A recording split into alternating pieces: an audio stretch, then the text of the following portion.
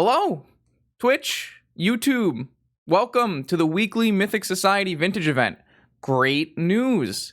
I just saw Mythic Society posted their schedule for January, and they're going to be continuing to host weekly vintage events throughout the month of January, which means you have at least 4 more streams of me on a Wednesday night at 7 p.m. Eastern, which I think is great because these events are super fun. Get to play a bunch of cool decks versus a bunch of cool people. I would consider them a big success. I hope that Mythic Society does as well. Side note, you're watching on YouTube. Have you subscribed yet? That would really help me out. Please do that. Thank you. What we got today is a brew. It's a spicy meatball. It's a Jeskai Ascendancy deck with Fate Stitcher. So if you know Jeskai Ascendancy, every time you cast non-creature spells, your creatures get bigger and they untap and you loot. So your Fate Stitcher, you loot it away, you unearth it, and it untaps your mana. So now when you're casting spells, you're untapping your Fate Stitcher, and he's making more mana, and you're making some mana, and you're casting a bunch of spells, and then eventually you kill your opponent with a large Fate Stitcher. The cool thing we have going on today is I'm trying out Magmatic Channeler in this shell. Channeler is a pretty new card that has some synergy with instants and sorceries in your graveyard, also has some synergy with untapping and casting spells. I don't know how good it is, but it's interesting. It's a nice turn 1 play. It helps us dig for Ascendancy and pitch cards that are bad. I think this card is quite good. It's not pyroblastable. It's got a pretty big butt. So, I mean, like if you have 4 instants or sorceries in your yard, it doesn't die to Lightning Bolt, which is always a big deal. So yeah, we're trying that. It's a little bit, not a huge combo shell, because it's not like I have like Sylvan Carrotids and Birds of Paradise and stuff like that.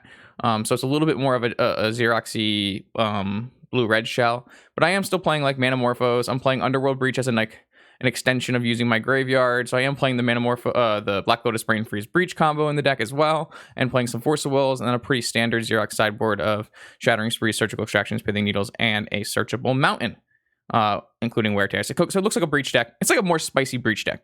So I don't know how good it is, but we'll have to see. We'll see what we can do.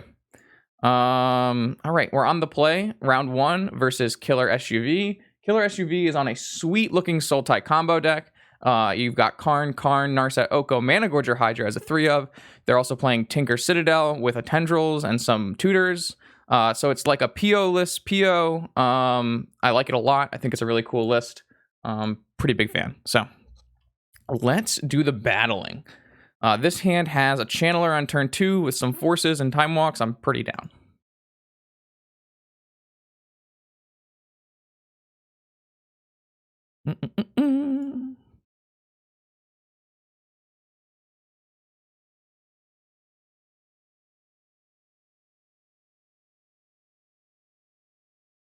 So yeah, I actually think Michael's list today is really, really interesting because it's a direction that I have taken PO in the past. And I'm also just a huge Managorger Hydra fan, so that doesn't help. But it's basically you cut the bad cards out of PO, which are the POs, and instead you put a bunch of more threats in. You put like Karns, you put Managorger Hydras and Okos, and you play more of a Grixis Tinker style shell, but you're still bug. I really like it. I'm a big fan. All right, now we have 2 Delve spells. We can pitch one of those away. How are they on Wastelands is a question. They have 1 Strip Mine, so no reason. I think I'm just going to go with Double Valk here. Don't really want to expose my Tundra early. But I do want red sources, so. All right, we have a Channeler down. This card is sweet. Let's see if we can get some good value out of it. Obviously, pitching our Fate Stitcher is good synergy. Deals Delve, pitches bad cards away. It's a really, I think it's quite strong. I think this card is probably underplayed a little bit because it's a little weird, but I don't think I actually care about this card, but I do think I just want to fight over this. I'm going to get rid of the Dig because the Cruise is a little bit easier to cast when comboing off, and having an extra 3 cards is a little bit better than having 2 specific cards. All right, so they're going to fight over the Karn. They pitched an Oko, which is pretty much a big win for me. I'm not too worried about this Karn here. It's a pretty slow clock currently, and the +1 of Karn is just not super good. It's okay. Like, I'm just going to give them this Delta. So, I mean, they get a Delta, but later they could go get a Time Walk, you know? Pretty good, pretty good. Let's see here. I have a Time Walk of my own, which leaves me in a pretty good spot. I think we're just going to try to do as much fueling as I can here. What I'm gonna start with is a channeler activation. You always want to start with that because it's you have to cast the spell off of the channeler. So like theoretically, if I hit an Ascendancy here, I really want to cast it. So let's just try that. We'll start with that. We're gonna discard the Fate Stitcher because that's good value. We found like so. This is my biggest problem with the idea of channeler in this deck is when you exile into a Fate Stitcher, that's really not good synergy because I can't unearth this and it won't ever go into my graveyard. I have to cast it for 4, which I don't like. That was the one thing I don't like about channeler so far. But the nice part is you get to look at 2 cards, so I just get to pick Jeskai Ascendancy here. The downside is this is only until end of turn, so it does mean we're not going to be able to time walk this turn, but it does mean we're going to resolve this Jeskai Ascendancy, so I think it's a worthwhile endeavor. Tundra, blue, red, white, Ascendancy. And now we're in great shape here. This Karn's not doing much. I guess they'll probably time walk this turn, but like they're not really threatening us. The only way we're super threatened here is a Tinker. Which, to be fair, is pretty much always how this works. So that's kind of the whole idea behind a Tinker deck. I think what they're going to do is cast Preordain, return Time Walk, cast Time Walk, and then do another turn. We'll just have to see where it ends up going. Or something goodbye the end.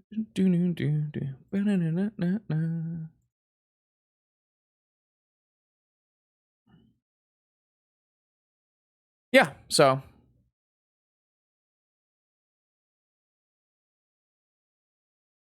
I theoretically like this is some pretty good. Theoretically, untapping Channeler and being able to activate it is pretty good synergy. The only downside is you don't always have the number of cards in your hand to be activating Channeler.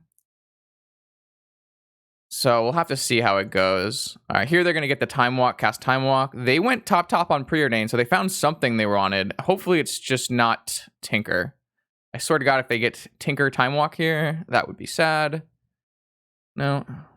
I think Hull Breacher is an extremely overrated card, and on one I'm not a fan of. Unfortunately, our opponent found Tinker, so we're probably going to lose this game. Though, to be fair, it can brick, I guess.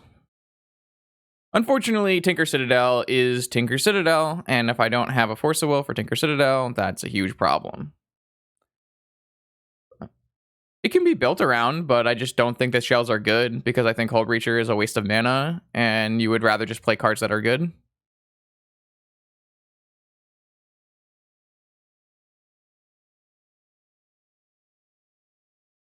I think Hull Breacher has got to be one of the most overrated cards in recent history. People were like immediately restrict it, and it's just not that good. They went for Demonic Tutor.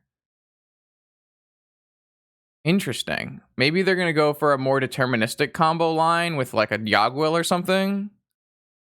It's not that the Hull Breacher is getting results. The Hull Breacher is inherently in a Tinker Shell. So you can't say that the Hull Breacher is the reason those decks are getting results. Hull Breacher is just a card in an already playable shell. Having played the shell, I don't think it's that good. I think you're winning the games because of the Tinker Shell.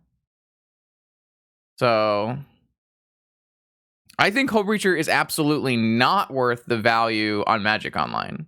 I don't know how much it is in paper. Paper doesn't exist to me.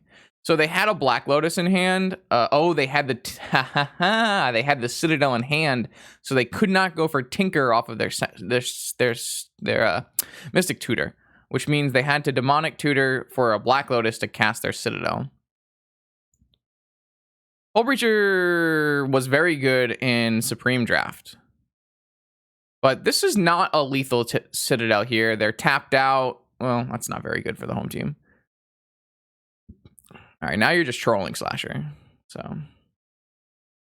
all right, well, now we're dead, unfortunately. Opponent's top of the library was Preordain Ancestral, 3 cards into Vamp Tutor. So unfortunately, we've been got.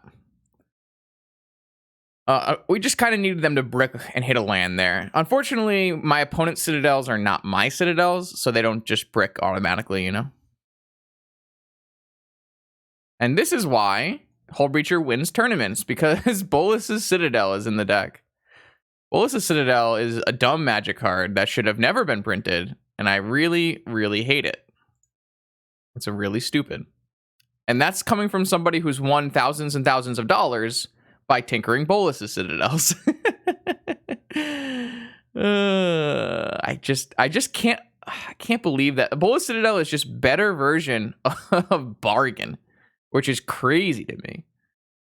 Anyways, opponent's deck is not super easy to hate out. The only great way to, I mean, theoretically, these decks are usually pretty bad against Pyroblast, but Michael has substituted that by playing Managorger Hydra as a threat, which is obviously very good against Pyroblast. So really, the only thing I'm going to do here is I'm going to bring in Wear Tear. That way, I can deal with opposing Leyline of the Voids and maybe Citadel, stuff like that. But I think I'm just going to go with Wear Tear, and I'm going to trim some of the graveyard cards. I think I'm going to trim, like, a Underworld Breach and a Fate Stitcher. Actually, I can probably trade this Bolt away. I mean, like, theoretically, this Bolt is just never going to kill a Managorger Hydra anyways, so I could technically play Fluster. I guess I should play Fluster. So I guess I'll still take that out.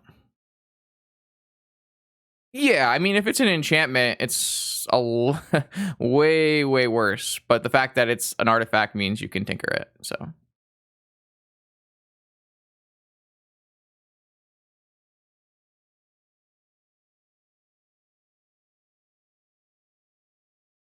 Yeah, I mean, like I said, I've won many matches of Magic because of Tinker. Even when Tinker was not Citadel, even when Tinker was just Blightsteel Colossus, and Tinker is a dumb card, but Tinker with Citadel is really dumb. But I mean, that's just how Vintage is right now. Sometimes you get tinkered.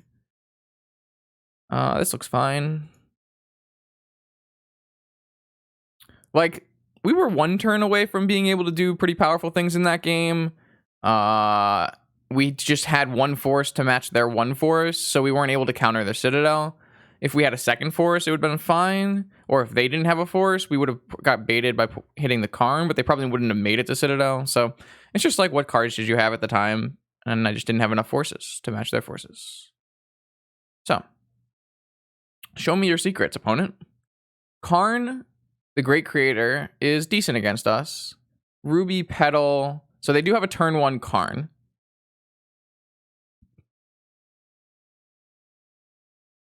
And now I have a force, which is nice. I'm just going to Preordain. Oh, that's my blue card. All right. I should not have Preordained, chat. But it all ended up working out. I'll just have to pitch this Cruise and then draw Ascendancy. Yeah, that's my bad. I just wasn't paying attention. I definitely should not have pitched. I should not have cast Preordained when I knew that I needed to force the Night's Whisper. Oh, sorry, the Karn, not the Night's Whisper. So they might just go. They could this turn very easily go Misty Rainforest, Ruby, Night's Whisper, which I think is a good play from my opponent. I think it's quite a good play. Because they know the Karn is important and they want to get some more cards in their hand. So smart play from our opponent. I like this play a lot. I'm never countering this Night's Whisper, so it's a pretty big win from the opponent's side. So they have 3 unknowns now that we don't know about. And I can choose to Ascendancy right now, which I think is definitely the play.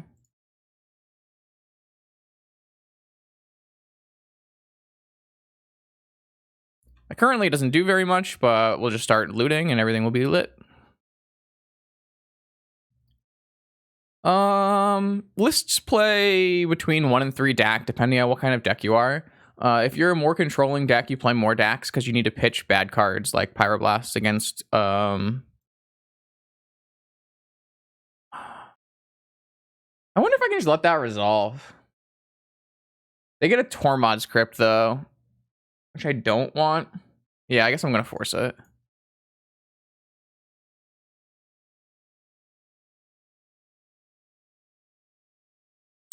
Yeah.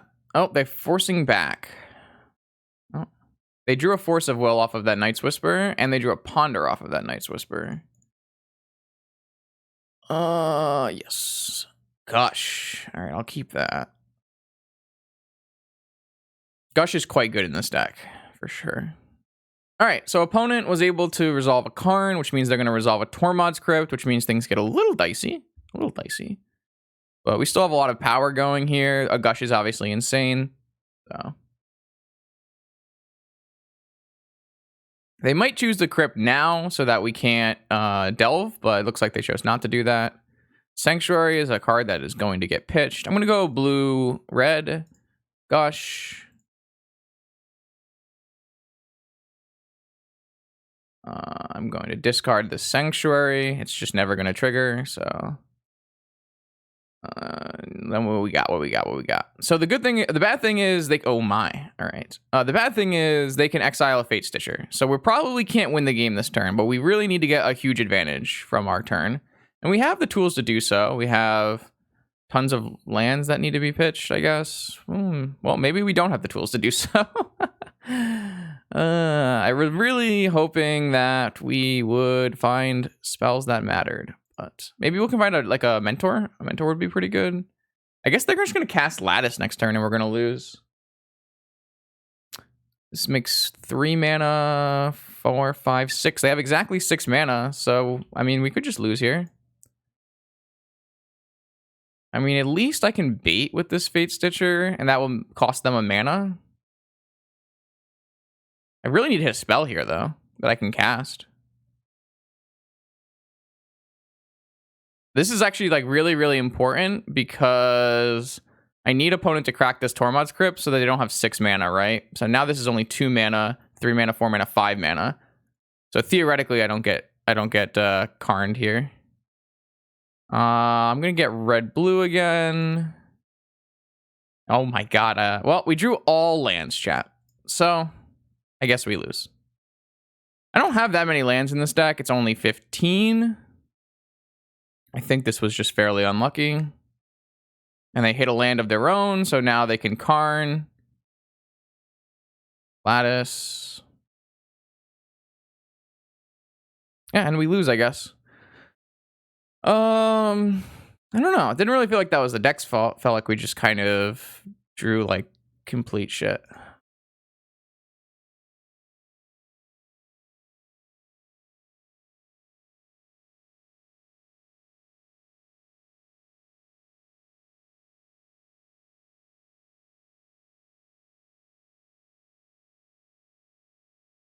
I don't know. Kind of awkward. I'm not gonna lie to you.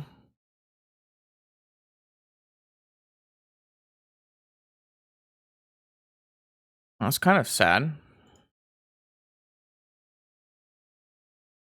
All right. Well, while we're waiting for the next matches, I have an active league, so we can play that.